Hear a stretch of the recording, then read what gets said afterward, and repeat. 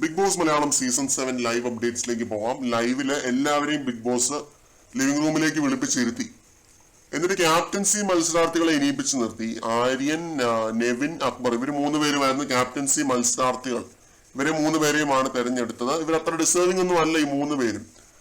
പക്ഷെ ഇവരെ 3 പേരെയും ആയിരുന്നു കഴിഞ്ഞ ആഴ്ച ഇവർ സെലക്ട് ചെയ്തത്, എല്ലാവരും കൂടി സെലക്ട് ചെയ്തത്. അതുകൊണ്ട് 3 പേരും ക്യാപ്റ്റൻസിയിലേക്ക് വന്നു. ഇവരെ ഇനിയിപ്പിച്ച് നിർത്തി. ഇവരിൽ ഒരാളെ ക്യാപ്റ്റൻ ആക്കേണ്ടതായിരുന്നു. പക്ഷെ ബിഗ് ബോസ് എന്ത് ചെയ്യുന്നു? ബിഗ് ബോസ് അനൗൺസ് ചെയ്യുന്നു ഇവർ 3 പേരും ഈ ആഴ്ച ക്യാപ്റ്റൻസ് ആണ്. ബിഗ് ബോസ് മലയാളത്തിന്റെ ചരിത്രത്തിൽ ആദ്യമായി 3 ക്യാപ്റ്റൻസ് വരാനായിട്ട് പോവുകയാണ്. സീസൺ 7 ഒക്കെ അല്ലേ, 7ന്റെ പണി ഇരിക്കട്ടെ എന്ന് പറഞ്ഞിട്ട് അങ്ങ് കൊടുക്കുകയാണ് ഒരു പണി. 3 പേരെ ക്യാപ്റ്റൻസി ആക്കിയിട്ട് കൊടുക്കുകയാണ്. ക്യാപ്റ്റൻസി ടാസ്ക് കൊടുക്കാൻ മടിയായിട്ടാണോ എന്താണ് സംഭവം എന്നറിയില്ല. 3 പേരെ, ആര്യൻ, അക്ബർ, നെവിൻ, ഇവരാണ് ഈ ആഴ്ചത്തെ ക്യാപ്റ്റൻസ് ആയിട്ടുള്ള 3 പേരാണ്. ഇവരാണ് ഹൗസ് ക്യാപ്റ്റൻസ്. ഇവരെ ടീം ഡിവിഷനും കാര്യങ്ങളൊക്കെ നടത്തുന്നുണ്ട്. ഇത് ആദ്യം ഞാൻ ഓർത്തു ഇമ്മ്യൂണിറ്റിയിൽ നിന്ന് ഇവരെ രക്ഷിക്കാൻ വേണ്ടിയാണ് എന്ന് ഓർത്തു. പക്ഷെ പിന്നീട് ബിഗ് ബോസ് പറഞ്ഞു ഇത് ചുമ്മാ ഒരു അധികാരം ഇവർക്ക് കൊടുത്തിട്ടേ ഉള്ളൂ. ഇമ്മ്യൂണിറ്റി പവറും കാര്യങ്ങളും ഒന്നും കിട്ടിയിട്ടില്ല. ആർക്ക് വേണേലും ആരെ വേണേലും നോമിനേറ്റ് ചെയ്യാം. 3 പേരെ ക്യാപ്റ്റൻസ് ആക്കിയപ്പോ അവരെയും നമുക്ക് വേണേൽ നോമിനേഷനിൽ പറയാം. അല്ലാതെ നോമിനേഷൻ മുക്തി എന്നുള്ളൊരു അധികാരം ഒന്നും അവർക്കില്ല. 3 പേർക്ക്, അക്ബറിനും നെവിനും അരിനും ഇല്ല.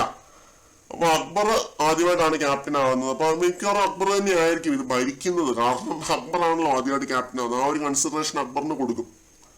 അനുമോളെ ഇവർ ആദ്യം തന്നെ പിടിച്ച് വെസൽ ടീമിലേക്ക് ഇടുന്നുണ്ട്. ഷാനവാസും അനുമോളും ആണ് വെസൽ ടീം.